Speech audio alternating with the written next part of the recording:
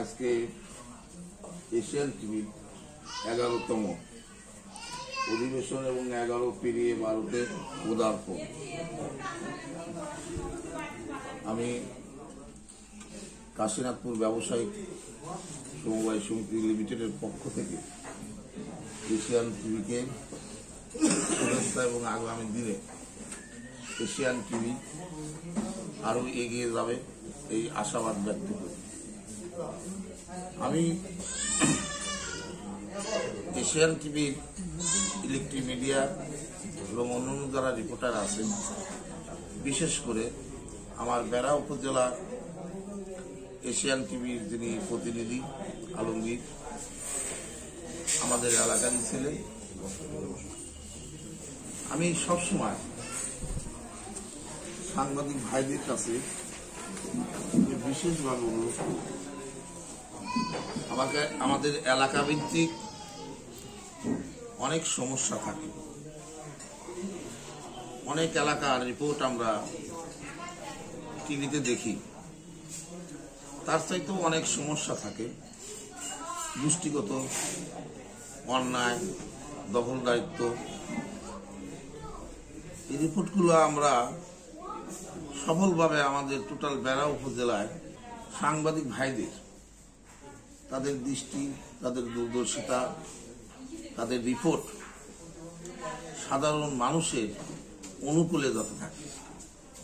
পাশাপাশি আমি একজন ব্যবসায়িক সংগঠনের সভাপতি হিসাবে আমি সব সময় সাংবাদিক ভাইদের সহযোগিতায় থাকব। সেটি আপনাদেরও খেয়াল রাখতে হবে।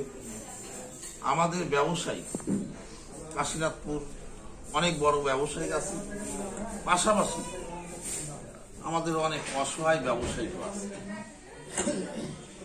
আপনাদের মাধ্যমে আমাদের ব্যবসায়িক উপকারিতা বৃদ্ধি পাবে। আমাদের মধ্যে কোনো অসৎ অবৈধ যদি কোনো ব্যবসায়িক থাকে, সেগুলোও রিপোর্ট আপনারা করবেন। পাশাপাশি আপনাদের রিপোর্টের কারণে আমাদের ব্যবসায়িকরা যাতে কোনো বাধা ক্ষতিগ্রস্ত না হয়। এবং আমার তৃণমূলে কিছু ব্যবসায়িক আছে, আপনাদের কিছু কিছু রিপোর্টের কারণে আমার এই ব্যবসায়িকরা খুব অসহায় হয়ে গিয়েছে। কারণ আমার এই এলাকায় কিছু মানুষ যে সারাদিন ব্যবসা করে যে অর্থটা সে সঞ্চয় করে, সেই অর্থ দিয়ে তার পরিবারকে চালানো খুবই কষ্ট হয়। তথাপিও এই মানুষগুলো কিন্তু জীবন যুদ্ধে ব্যবসা করে খেতে চায়।